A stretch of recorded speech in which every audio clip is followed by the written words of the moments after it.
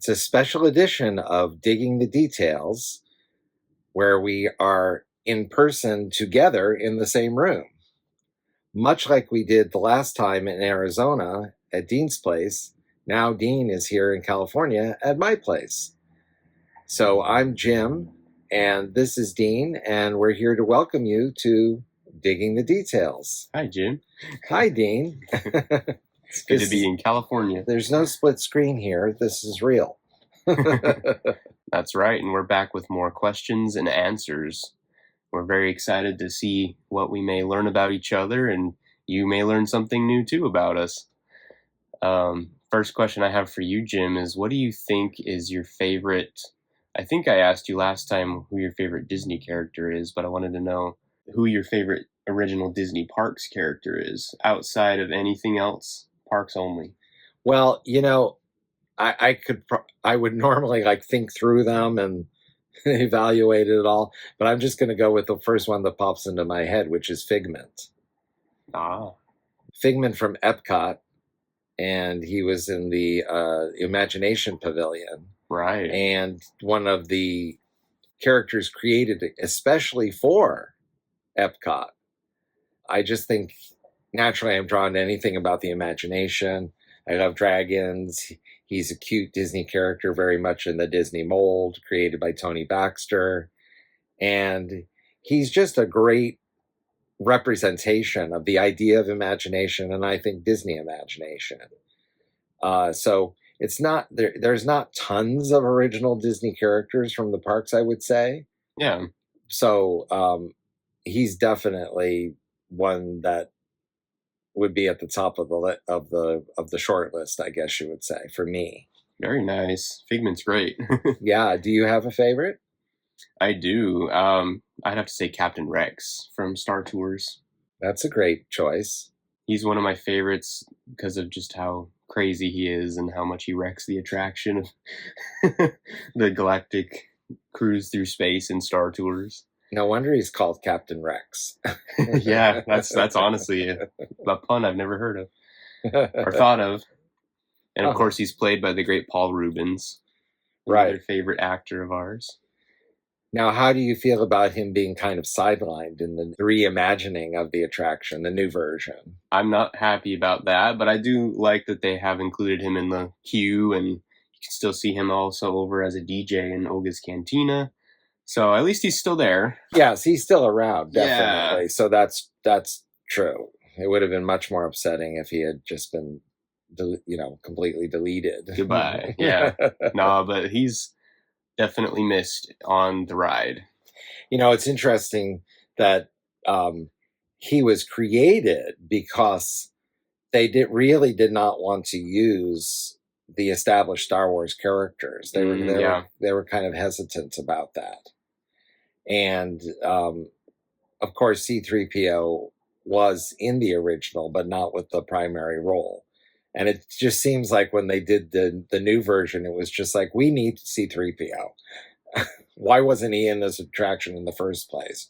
Or why wasn't he the pilot? Almost like they're fixing a mistake, yeah, which I don't really agree with. No, I think it's really cool that they created a new character in the first place.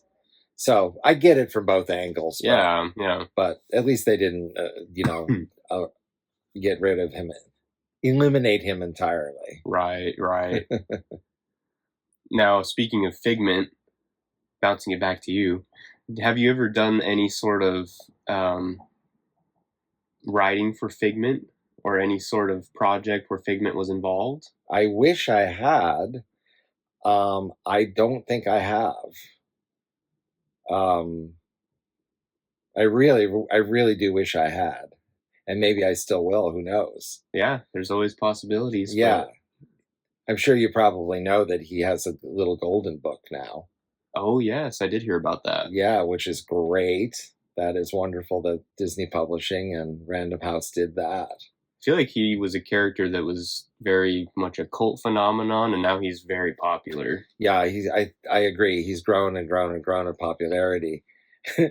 And again, another irony about that he was eliminated from From the attraction, yeah, right? Yeah. this wasn't meant to be the theme, I think, but it was really too bad. And by popular demand, they had to bring him back and For and sure. at least have him as a presence in the new attraction. Which I'm glad they did. It seems a little forced, but hey, he's there. My question for you is a throwback to our original Q&A interview video, because you had asked me who my favorite Golden Age Hollywood star was. And my answer was Audrey Hepburn. Right. In passing, I mentioned Jimmy Stewart, and you said he would be yours. Mm-hmm. Why would you pick Jimmy Stewart as your favorite? I'd pick Jimmy Stewart mainly because I have certain films that I gravitate to and I've watched my whole life that star him. But I just love the characters he's able to play. George Bailey from It's a Wonderful Life is a favorite. Just such an endearing, energetic, and powerful character. A humble, everyday man, too, at the same time being very strong and wise and charitable. And I think a lot of Jimmy Stewart comes out in the characters he plays. Another example would be the roles he plays in several Hitchcock films. I've always just gravitated towards Jimmy. I don't know really what a concrete explanation would look like right now, but I'm gonna have to think about that and see what analytical thoughts I come up with.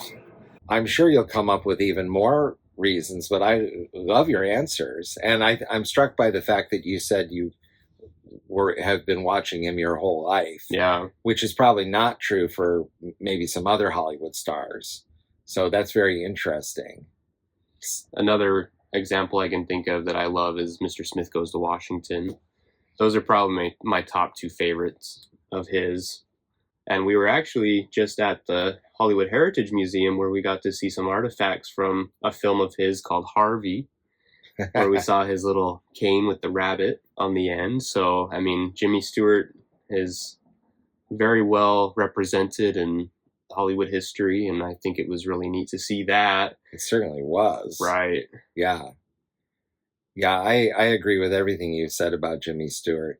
You know, I think more even so than the stars of today, the Golden Age stars were kind of almost always themselves. So if you were seeing Cary Grant, you saw Cary Grant. Yeah, yeah. But Jimmy Stewart, I think you really hit upon something there, because Jimmy Stewart was always Jimmy Stewart, yet he played different characters and very complex characters. So, take him in Vertigo. Mm-hmm. Vertigo's another one. As an example of the Hitchcock films, one of the most complex characters to be portrayed on the screen is right. So is Scotty from that film. So I think that's one reason both Capra and Hitchcock especially gravitated toward him, because they knew he could play the great complexity and still have the appeal of an everyman. Yeah, right. So You Can't Take It With You, another Capra film, and Rear Window would be another Hitchcock. There's just so many characters that he's able to bring to the screen, but yet still remain very genuinely himself too. So I think that's admirable. I think it's cool. Yeah, that's fantastic. By the way, Dean, I have to compliment you on your shirt. Oh, thank you. Lady and the Tramp. It's all ruffled up, but there you go. And I'm sure our audience has noticed throughout our Digging the Details videos, you're always wearing a fascinating shirt of one kind or another. So that's one of my hobbies. I love to collect t-shirts. I've had a lot through the years. Collect them, and you know exactly how to display them for the rest of us. Speaking of collectibles, Jim and I are both collectors. Jim, you collect many things, but what is the thing you think you like to collect the most? Well, you know, I've talked about this before, some of my podcast appearances, for example. And it's funny because for a long time, I didn't really consider myself a collector. Now I consider myself a collector and not a hoarder. So maybe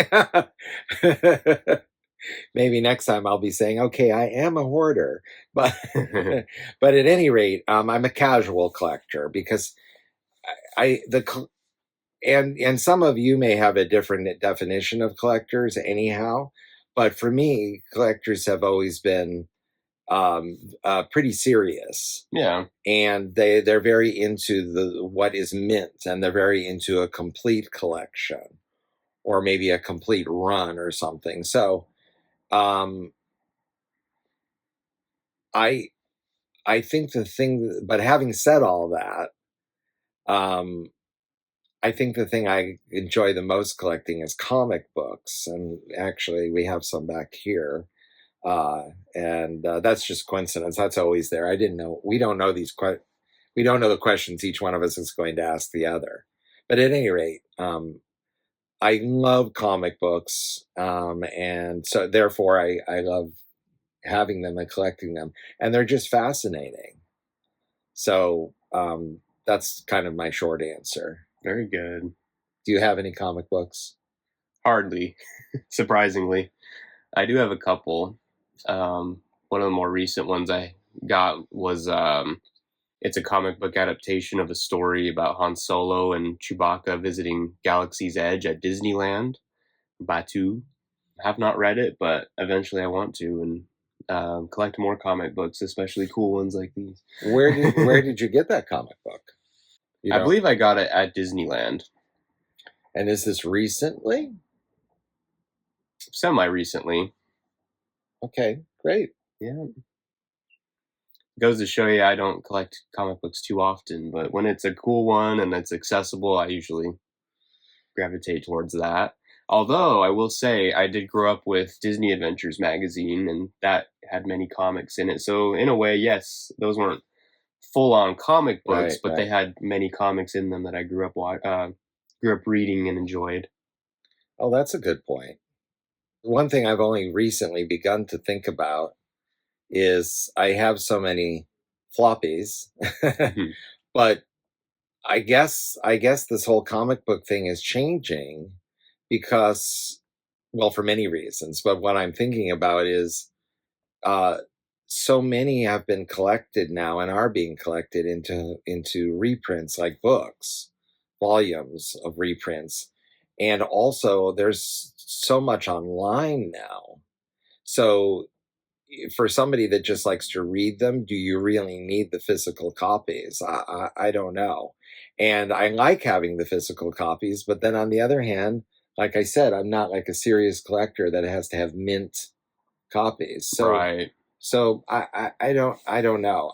It could be a generational thing that people people that come from a different era like having physical books as opposed to digital books and such. And I'm kind of in the middle.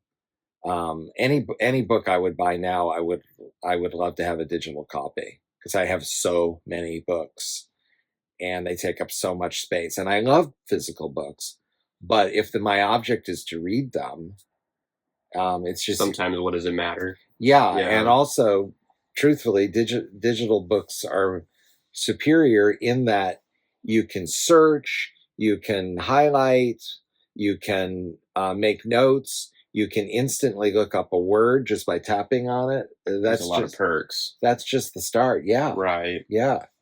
So I like the best of both worlds where you can have that, but then have the secure physical copy in your hand that you can't lose unless you lose it. you just want it all, don't you? I do. Yeah. Same with movies. Well, movies are a different story. That's a different story. I agree with you. Physical media is it. Yeah. For sure. That's my favorite thing to collect is DVDs and Blu-rays and even VHSs and laser discs. That's my area of expertise. Well, I don't think I knew you had laser discs. Do you have Only some? a few. Do you have some? I do. Like what? Empire Strikes Back is definitely one that comes to mind. Still an early collector of those, so I don't have too many, but wow, I did not know that. Well, I've got nothing to play it on, but I have it. well, in the future on Tulgey Wood TV is at least one, probably more videos that I'm going to make about laser discs, and I do have quite a few. Awesome. So even aside from that, though, Dean, you and I will have to talk about that, and maybe we'll do a video together on laser discs. We should. Yeah. And for those of you who are saying, what are laser discs? Well, stay tuned, because there's going to be videos where I and maybe both of us will be showing them, and we'll show a picture of them right now so you can see one and see what it's like, or see a few. It's like a giant DVD. Not to spoil it, but. So obviously we've talked about Disney theme parks. In fact, we already have here today. Yeah. And this is a favorite topic of conversation for us and fascination. And you have certainly been to Disneyland a number of times. Aside from Disneyland here in California, what Disney park would you like to go to, not someday, but right now, if you could? Right now, I definitely have a bucket list of attractions I want to visit, so that helps me narrow things down more. But if I'm thinking of a general park, I'd really like to see. Pick one. You can only pick one. I would have to go with the Magic Kingdom at Walt Disney World, simply because I'd like to see some of the attractions that I haven't yet experienced, like the Tron coaster. That's a huge thing for me, is Tron, and it's so exciting to have an attraction here in the States for that. But beyond that, I'd love to see the comparisons and differences between Disneyland Park and the Magic Kingdom out in Walt Disney World, because they have many, I won't say copies, but many similar attractions. Like, you can find Pirates of the Caribbean, you can find the Haunted Mansion. I'd like to see how they differ, how they are similar, and map it out in real time. Being able to walk through the Magic Kingdom would be really neat. I've, of course, seen lots of video, lots of maps and whatnot, but I've never been there. So that'd be a good starting point, I think, for a new Disney park. I agree. And being the historian you are, that's the next in chronological order. And that's actually a big thing for me. That's awesome. Good and point. The one beyond Disneyland that Walt really had his foot, his handprints on. And that's what I love about Disneyland, is that it's Walt's park. He had his hands over that whole thing. Well, at that point. He had nothing to do with Galaxy's Edge or Toontown, but the next best thing would be the Magic Kingdom. You're right. Yeah, I think it's a great choice, and to me, it's such a beautiful park. You know how much I love Main Street USA, and it's such a beautiful version of Main Street USA. So it looks great. Yeah, and it has Liberty Square. It's another draw for me. Yes, and for both of us, as we've talked about. Don't miss our video on Johnny Tremaine. Don't miss it. So I think that's a great choice. Thank you. Mm-hmm. Where would you visit? Because I know you've been to the Magic Kingdom, but other than that. Yes, I've been to all the Walt Disney World parks, and all the parks of Walt Disney World Resort, including Magic Kingdom. I've been to Tokyo Disneyland, so both Tokyo Disneyland proper and Tokyo Disney Sea. I don't know if I knew that. When did you go there? About 2008. Really? Yeah. It was when I was first working on the first of the Japanese publications I work on. Partworks, they call them. And that was Disney Dream File. Awesome. Yeah. Disney Tokyo Sea is, and I'm saying this without having been to all of them, I think that's probably the most amazing and unique Disney park. It is so full of unique attractions, completely unique. and how unique to build a park around the theme of the sea and water. So My mind went just to that park because I definitely want to see that. and I had heard how fantastic it was before I went from many sources, many people, and reading about it. And to me, it not only lived up to those praises, but exceeded them. That's awesome. Yeah. So probably I would choose Shanghai Disneyland Right, off the right. top of my head, because it's it's the newest, and they really strive to do some very different things there. So it just sounded fascinating. And that's the park I think I know about the least. I love the idea of going to Disneyland Paris as well, but Shanghai, I know they have the Tron coaster there too. Other than that, I really don't know what's there. So that's sort of more of a mystery to me. What would you think you'd want to see there the most? The version of Pirates of the Caribbean at at Shanghai Disneyland is supposed to be completely unique and very elaborate and very immersive. Like light years beyond what we think of Pirates of the Caribbean. It just sounds so amazing. That would be great to experience that. That's one thing that pops into my mind. That's a great idea. But I have read about the other attractions too. The castle is like the most unique of all the Disney park castles. So it encompasses all the princesses, and it's so big it has restaurants, and it's like a whole world unto itself. Yeah. Everything I hear about Shanghai Disneyland just sounds so cool. I agree. Anything I've heard as well. Well, maybe you'll get there one day, and maybe I'll get to Magic Kingdom one day. I don't think we have to say maybe. I hope so. I'm sure it will happen.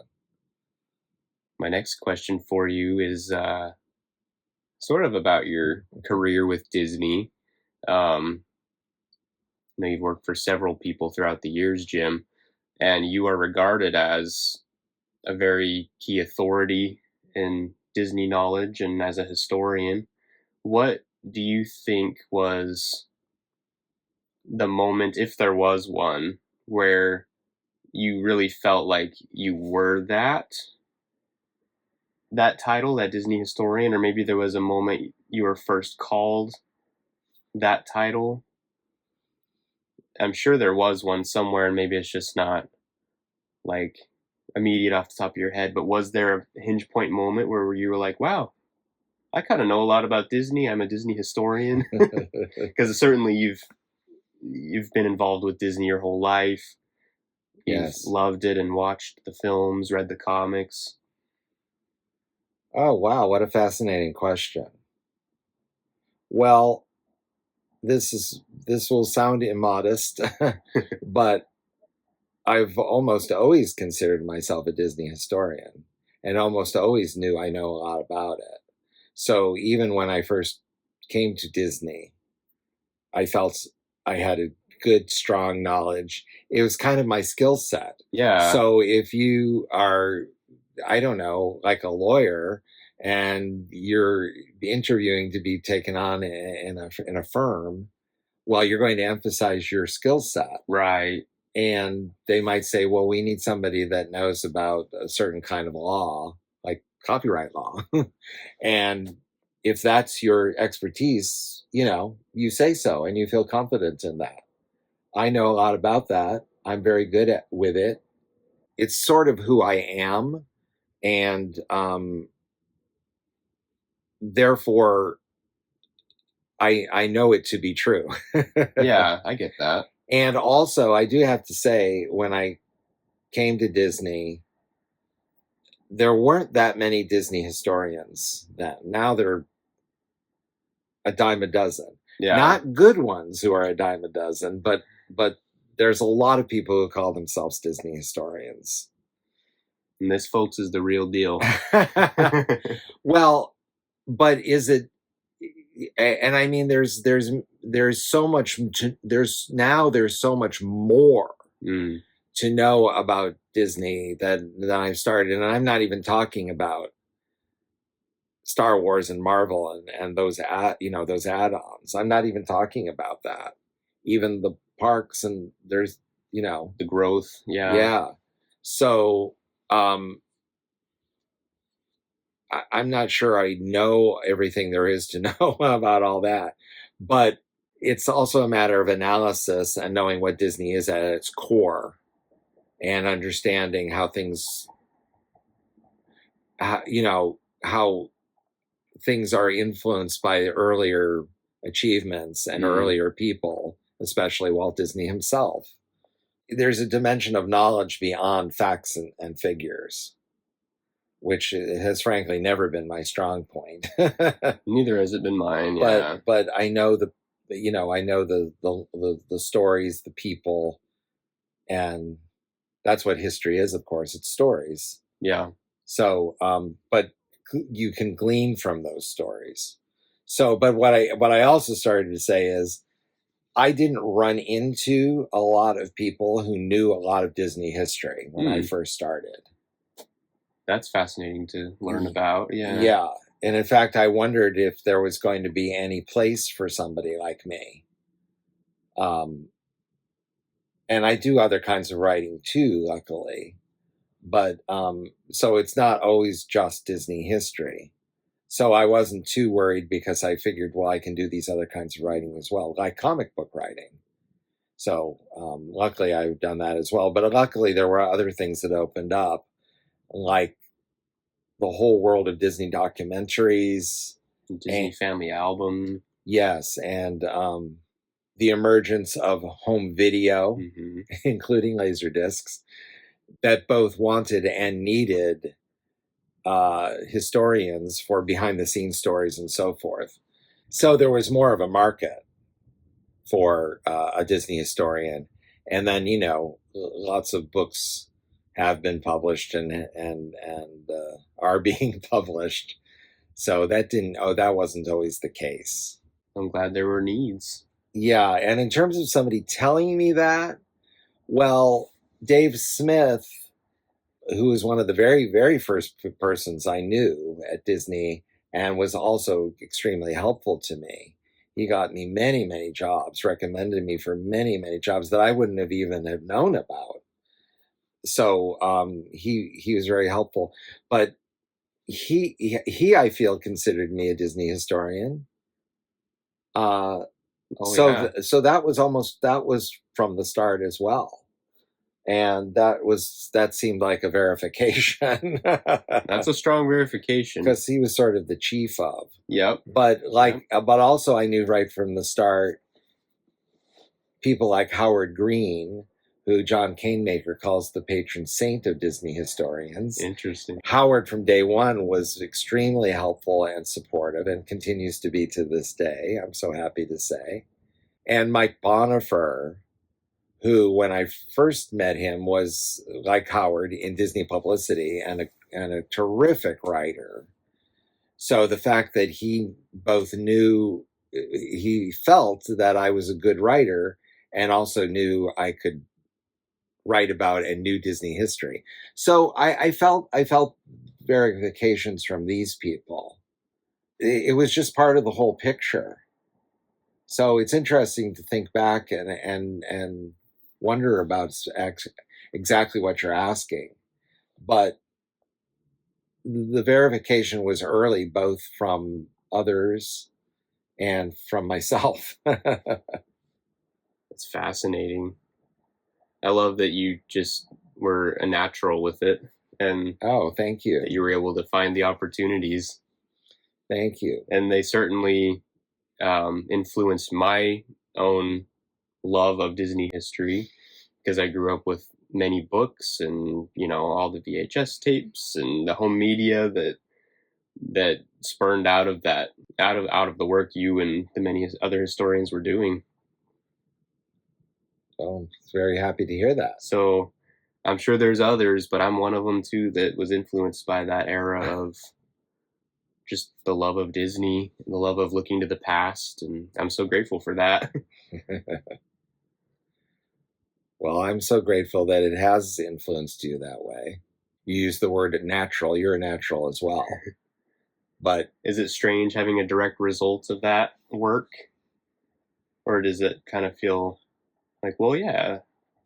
I guess a little of both. Yeah. I mean, I've met other people that have said they've read and enjoyed my work, but they're not necessarily becoming Disney historians, and you did. You are one. So have I think only in passing have I encountered other Disney historians that have said that they like enjoyed my stuff. But I don't know. I shouldn't even say that. Everybody's always been very complimentary and supportive. But you're on a different level anyhow. Well, thank you. Yeah, because you have the natural. It kind of goes back to what I was saying, that it's more than facts and figures. You have an appreciation for it. You know the value of it. You know it's not just like this fun thing, although it is fun. It is fun. Yeah. And you appreciate that and know that more than I do, I think. But you also have this other dimension that you have like a wisdom toward Disney, and have an incredibly deep knowledge. So, well, thank you. Yeah. Well, it's just true. I mean, we wouldn't be doing this right now if that wasn't true. It's true. And it's always the biggest compliment. Well, to me as well. I'm glad. My next question for you, Dean, pertains to Disney history, with no surprise, I suppose. What would you ask Walt Disney if you could talk to him right now? Wow. Walt Disney was always so progressive and looking towards the future. I guess I would ask him what his next dream was. What is his... And I think we sort of know. He was looking towards Epcot, and he had projects lined up in the future before he died.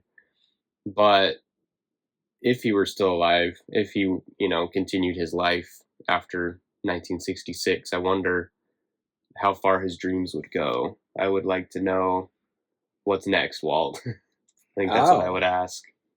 That's an amazing... And also, can I work for you? Because I'd love that, but... That's an amazing question.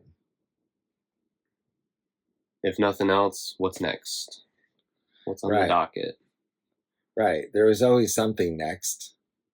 And he was very, very focused, as I'm sure everyone knows, on Epcot at that time. So that was probably... He may not have been thinking much beyond that, but if asked... You never know. Right.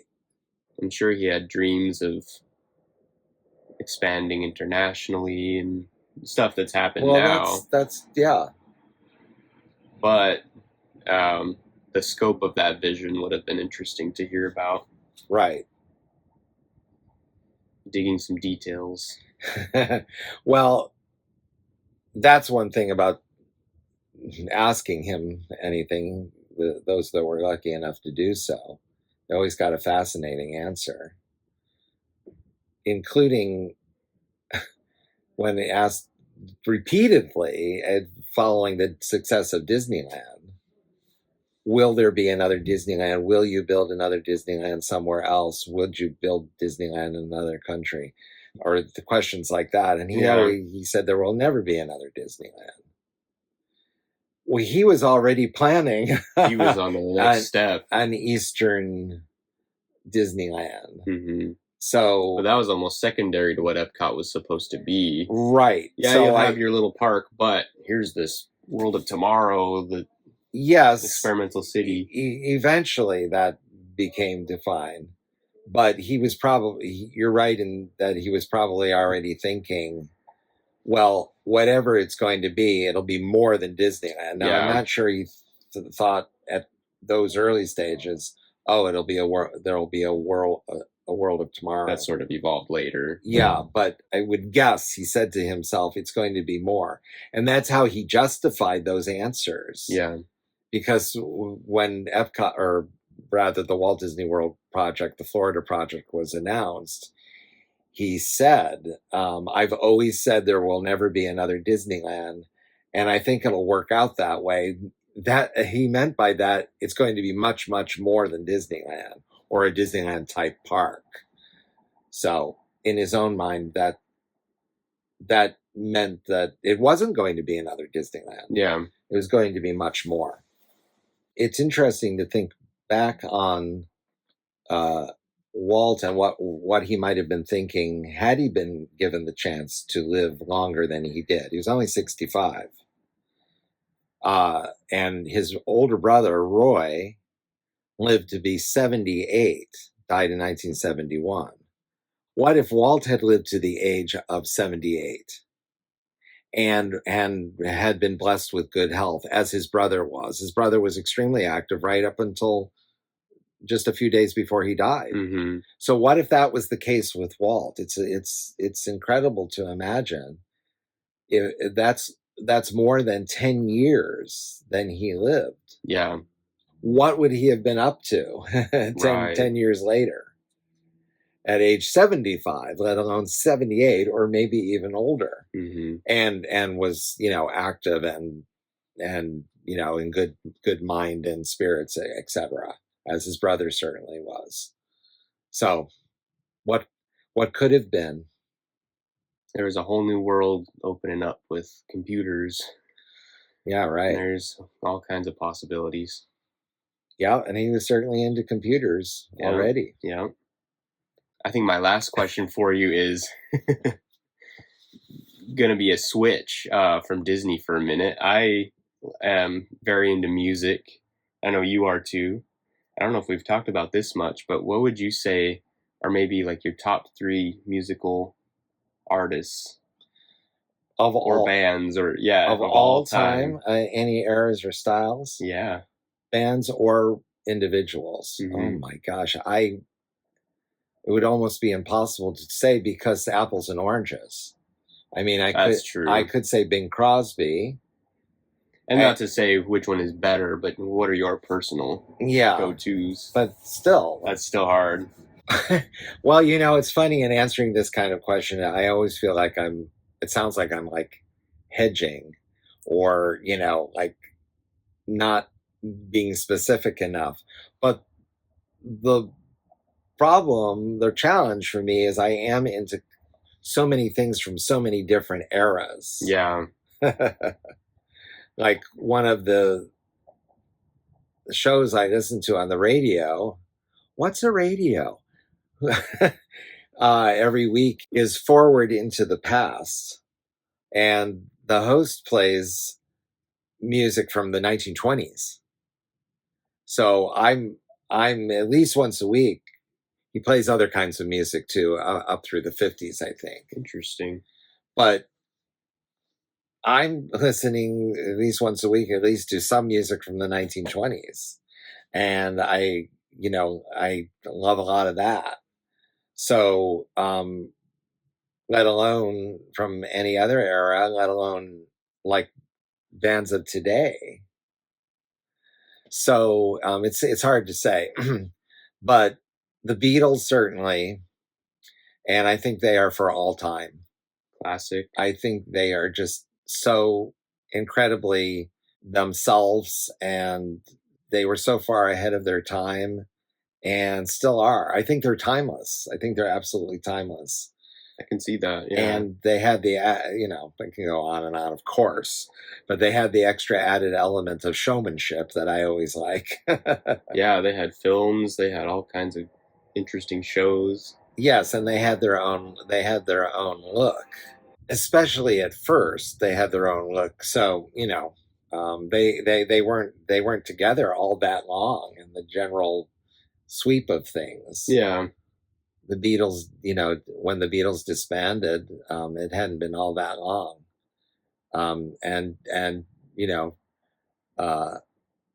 For you Disney fans,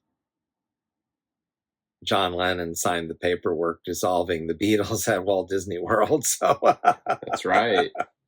But the Beatles I would say Bing Crosby, because so extremely influential, aside from being a just an amazing talent and very versatile, singing all kinds of music. And gosh, a third one. Bing Crosby's wonderful as well. I don't think I'm the biggest fan of the Beatles, but I certainly have a lot of respect for them and the paths they carved for pop and rock and all kinds of different genres of music. And Yeah, absolutely. Bing Crosby did the same Absolutely. in different ways. But. So you asked for 3. Mm-hmm. A third one, I don't know.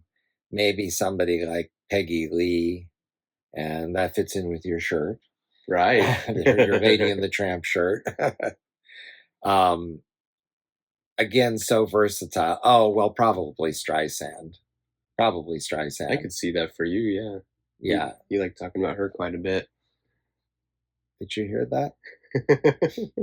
the what this guy has to put up with in terms of listening to me talk about this, that, and everything. But again, extremely influential. Can do anything.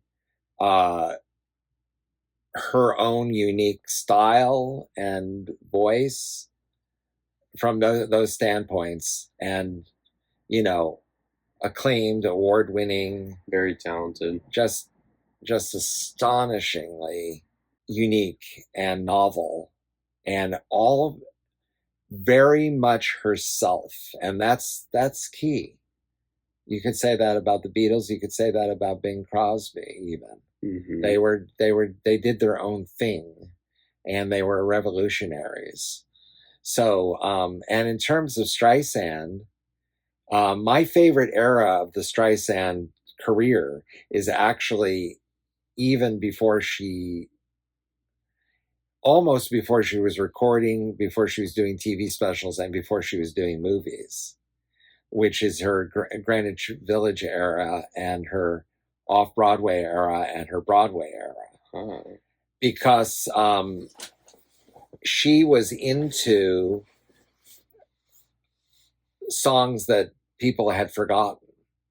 She was doing novelty songs from the 1920s. I didn't know she did that. As she was singing in nightclubs before live audiences, and everyone was rushing to see this phenomenon. And that's why she's on the talk shows, because they were all centered in New York, and they were all hearing about this sensation.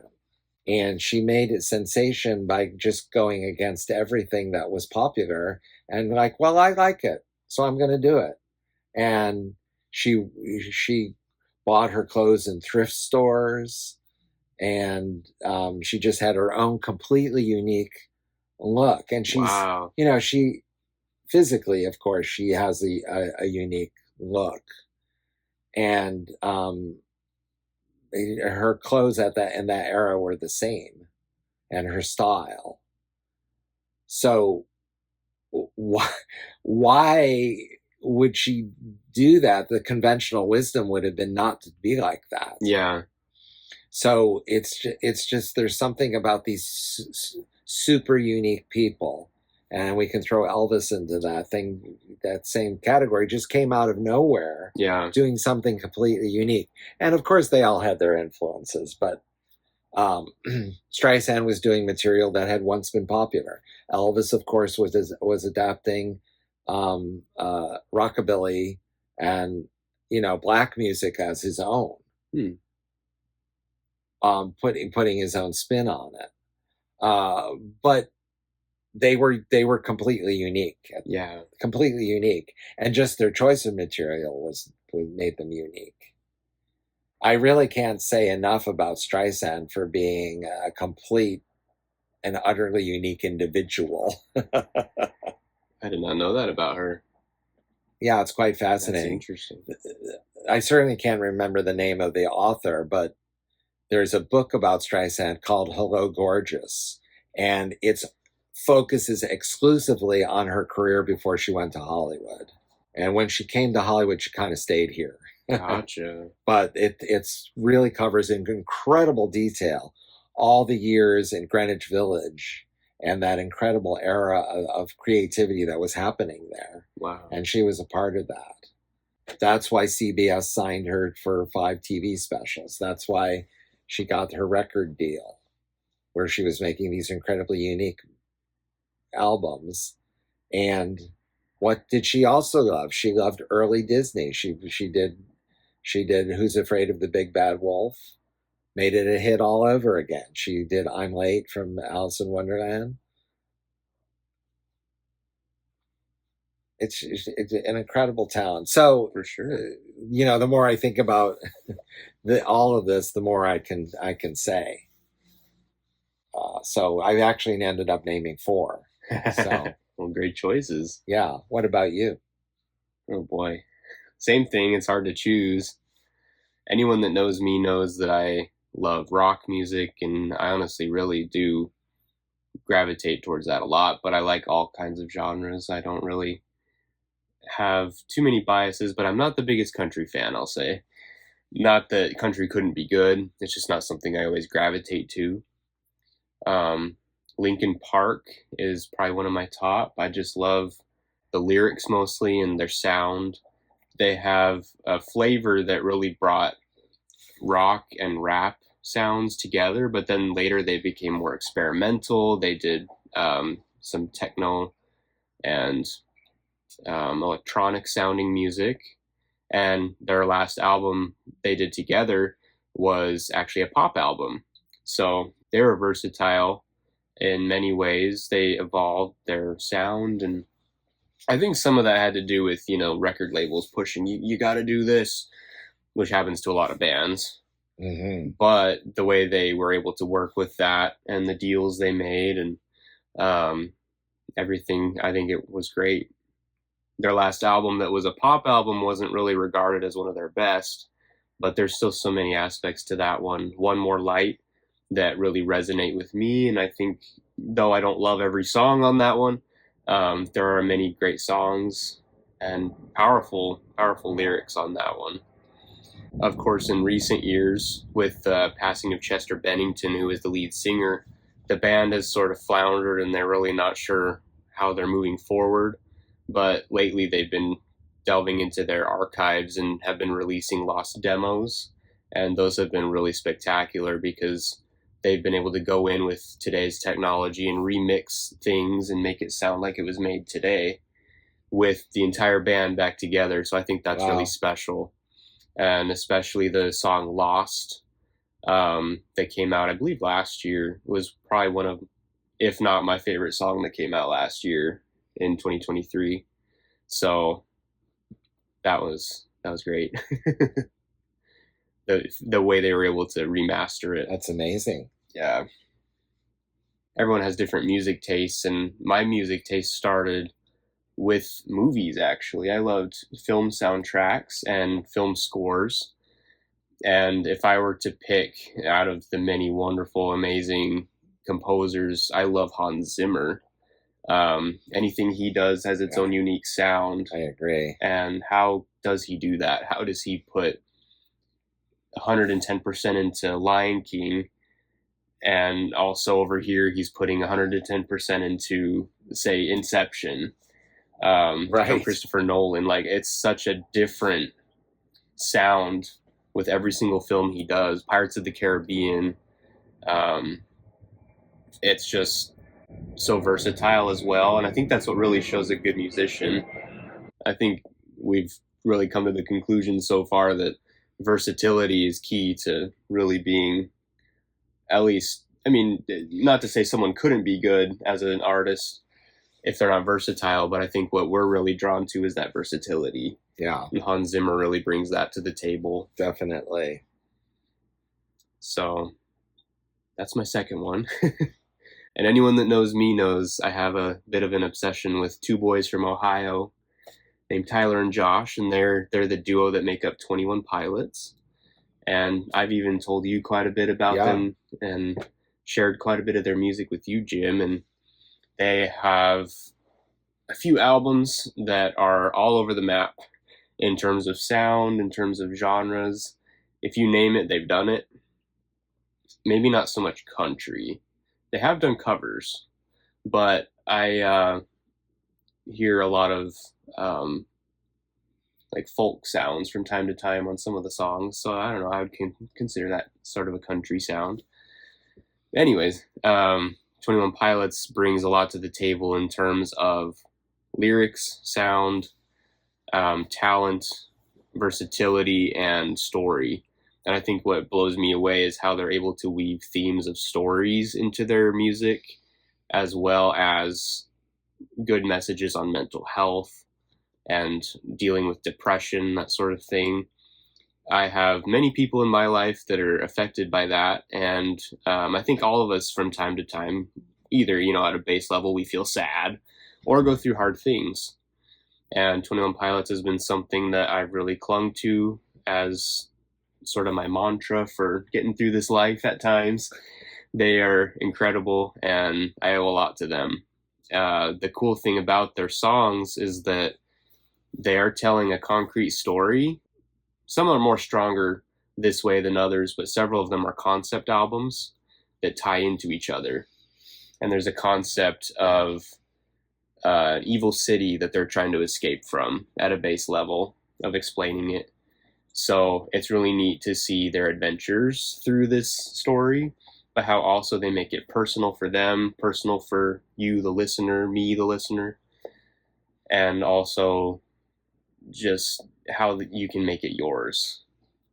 Even though there's so many lyrics that are very specific, and I could go on all day, talk in circles about it, but they have new music coming out in May of this year, so I am deep in the excitement of that. And 21 Pilots, yes, you've told me a lot about it, and it is amazing. And it's kind of what I was alluding to before. It's not just their music, it's all this storytelling and this concept and this showmanship, really. Each music video is almost a short film. Yeah. They have so much to bring. Yeah, they really are amazing. It really is.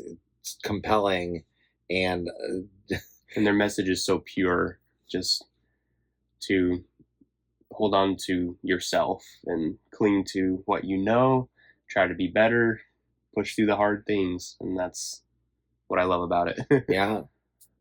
So great choices. Thank you. Good choices as well on your end. Oh, thank you. Well, Jim, it was great having this Q&A. I'm really glad that we were able to learn some more about our interests and talk about some of the things we may not have known before. I agree, and it's always fun to talk to you about any of these things. That's why we have our YouTube show right here on Tulgey Wood TV. So we'll be getting together for another episode soon and reporting more on your trip here to Burbank. In the meantime, he's Arizona. And he's California. And we'll see you next time on Digging the Details.